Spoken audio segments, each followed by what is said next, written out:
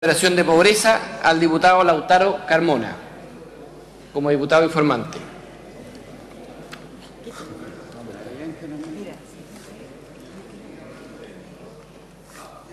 Tiene la palabra, diputado.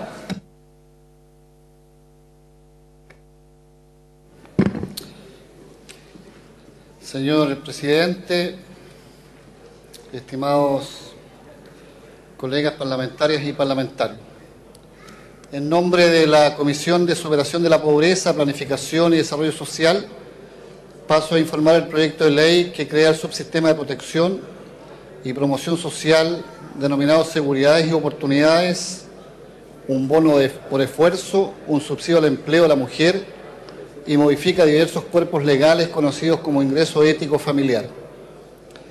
Este sistema de subsidios, conforme a sus autores, se basa en los pilares de dignidad, deberes y logro de los beneficiarios del mismo. En el análisis de la iniciativa por la Comisión se hicieron diversas objeciones al título del proyecto, aprobándose una indicación que sustituye el epígrafe sobre el ingreso ético familiar por programa social para las familias en situación de pobreza y vulnerabilidad. Expusieron en la Comisión durante el estudio del proyecto el señor Joaquín Lavín, ministro de Desarrollo Social, la señora Soledad Arellano, subsecretaria de Evaluación Social, los señores Leonardo Moreno, director ejecutivo de la Fundación para la Superación de la Pobreza, Cristóbal Uneus, economista, y la señora Delia Arneric, presidenta de la Asociación de Funcionarios de Mideplan. En el mensaje se plantea que la pobreza y la desigualdad social en Chile siguen siendo inaceptablemente altas.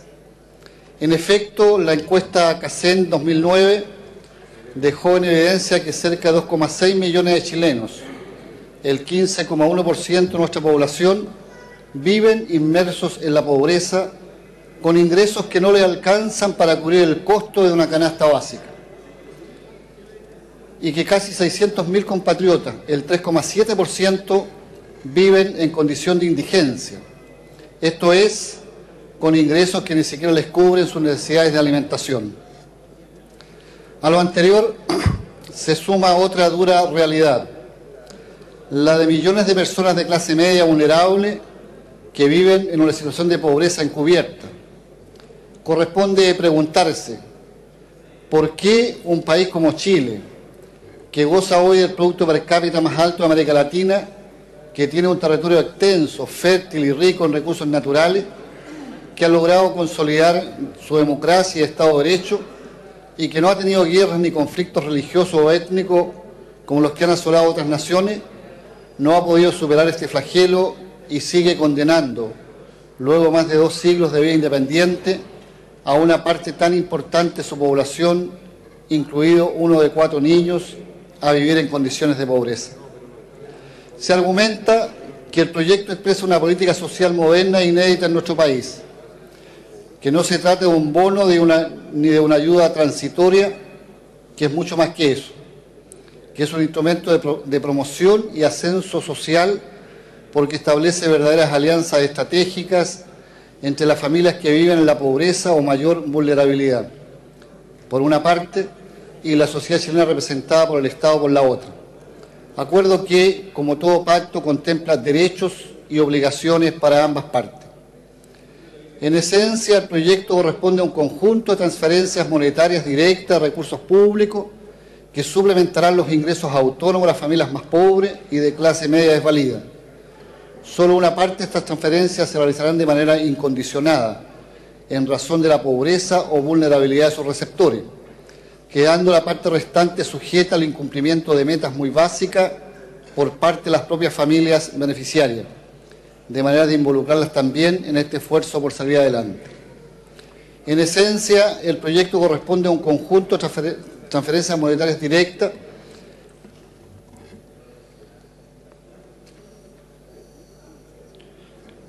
de recursos públicos que suplementarán los ingresos autónomos a las familias más pobres. Solo una parte de esas transferencias se realizarán de manera incondicionada en razón de la pobreza o vulnerabilidad, tal como ya lo había indicado. En el debate de la Comisión, el señor ministro don Joaquín Lavín expresó en sesión de fecha 18 de enero del 2012 que la pobreza es una medición objetiva que se hace a través de la encuesta CACEN y que conforme a estándares internacionales considera parte de la extrema pobreza a aquella persona cuyo ingreso mensual no le alcanza para comprar alimento equivalente a 2.000 calorías diarias. Se entiende que estas personas solo sobreviven, estimó. En noviembre del 2009, esta línea de pobreza ha alcanzado los 32.000 pesos en Chile, 36.000 en valor actual y abarcaba a 640.000 personas. En cuanto a su incidencia, argumentó que la pobreza tiene el rostro de niño y de mujer, ya que el 24% de los menores entre 0 y 3 años se ubica bajo la línea de pobreza y el 47,9% de los hogares con jefatura femenina se encuentran en extrema pobreza. De ello se puede colegir que la mayor probabilidad de ser pobre afecta a mujeres solas con bajo nivel educacional y muchos hijos. Por lo mismo, la nueva medición de pobreza que comenzará a efectuarse anualmente en Chile considerará 4 elementos: el precio de los alimentos, el empleo, los sueldos y las políticas sociales, entre paréntesis, subsidios. Enfatizó que las políticas sociales en general consiguen movilizar a las personas desde la pobreza extrema a la pobreza simple, pero para salir de esta resulta clave que puedan conseguir un empleo. Las transferencias asociadas al pilar deberes asciende a 8.000 pesos por hijo y exigen, en materia de salud, que los niños sean sometidos regularmente a control sano y en materia de educación, que asistan normalmente a clases, debiendo registrar 90% de la asistencia en la educación básica y 85% en la educación media. La antesala de este beneficio es la asignación social que se paga actualmente, donde el nivel de cumplimiento de deberes alcanza solo al 68%. Tomando el mismo ejemplo anterior, una familia con 2 niños recibiría por este concepto 16.000 pesos más las transferencias incondicionales. En sesión de la Comisión de fecha 7 de marzo del 2012, la señora Soledad Arellano expresó en primer lugar que las personas no son pobres, sino que viven en situación de pobreza, lo cual es importante porque define las herramientas que se le deben entregar, dicho por ella, para que puedan superar su condición. La pobreza extrema en tanto es reconocida como una realidad dura, pero sobre todo esforzada, de la cual las personas luchan por salir.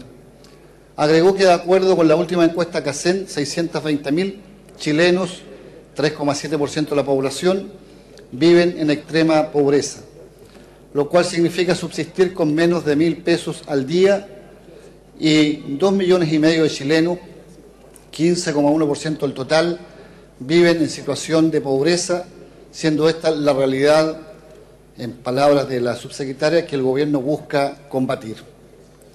Intervinieron sucesivamente a continuación los diputados señor Del Mastro, señora Cristi, señora Corsi, señora Saa, señor Chaín y señora Salaquet, quienes plantearon diversas inquietudes e interrogantes relacionadas, entre otras materias, con el impacto que tendrá la implementación del proyecto en el presupuesto y las funciones del Ministerio de Desarrollo Social y de los municipios, la extensión del subsidio al empleo a los hombres mayores de 25 años que sean jefes de una familia monoparental, el procedimiento y los instrumentos de focalización aplicables para determinar quiénes serán los beneficiarios del programa, las facilidades que habrá para premiar el emprendimiento de las personas de escasos recursos, la necesidad de complementar los planes de acción del programa con las ayudas que competen a otras entidades públicas, por ejemplo, facilitarse a las cunas a las mujeres que estén en condiciones de incorporarse al trabajo.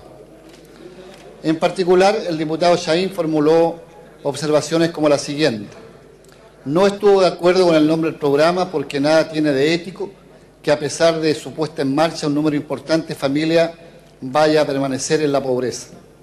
Consideró que el proyecto es pobre en aspectos ajenos a las transferencias monetarias, por ejemplo, en materia de coordinación intersectorial, porque es evidente que para el buen funcionamiento del componente de apoyo social laboral resulta indispensable la colaboración del Ministerio del Trabajo, que debe cumplir un rol fundamental en el apresto, la capacitación, etc.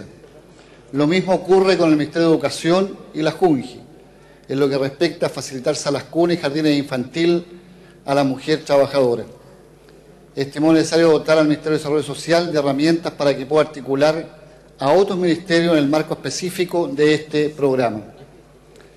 El proyecto fue aprobado en general por la unanimidad de los diputados presentes, señores Accorsi, don Enrique, Chaín, don Fuad, Cristian María Angélica, Del Mas don Roberto, Molina de Andrea, Sá doña María Antonieta, Sabac don Jorge y Salaquet doña Mónica.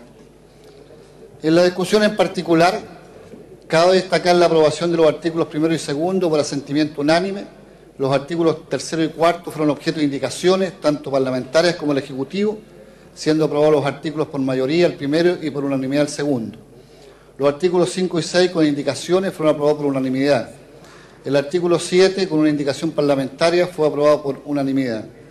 Los artículos 8 al 13 con la indicación del Ejecutivo al artículo 9 fueron aprobados por unanimidad. La indicación sustitutiva del Ejecutivo al artículo 14 fue aprobada por unanimidad. El artículo 15 con una indicación del Ejecutivo fue aprobado por unanimidad. Los artículos 16, 17, 18, 22, 23, 24, 25, 26, 27, 28, 29 y 30 permanentes y sexto transitorio fueron aprobados sin debate. Los artículos 19 y 20 fueron aprobados en forma unánime. El artículo 21 fue aprobado con indicación parlamentaria. El artículo 30 nuevo fue aprobado por unanimidad. Los artículos 1 al 5 transitorios con indicación del Ejecutivo fueron aprobados por unanimidad. La indicación del Ejecutivo para agregar un artículo 7 transitorio fue aprobado por unanimidad. Tratado y acordado en sesiones de fecha 17, 12 y 14 de marzo del 2012, precisando que la del día 14 fue el debate en particular hasta total despacho, con la asistencia de los diputados señores Lautaro Carmona, presidente, Fuad Chaín, presidente accidental, Enrique Accorsi, Roberto del Mastro, Isaac Cort, Rosauro Martínez, Leopoldo Pérez, Alberto Robles y Jorge Sabaj, y las diputadas señora María Angélica Criste, Andrea Molina, Adriana Muñoz, Clemira Pacheco, María Antonieta Sá y Mónica Salaquet, según consta en las actas respectivas. Es cuanto corresponde informar a esta sala. Muchas gracias. Muchas gracias, diputado Carmona. Para escuchar el informe de la Comisión de Hacienda, le ofrezco la palabra al presidente de la Comisión, Ernesto.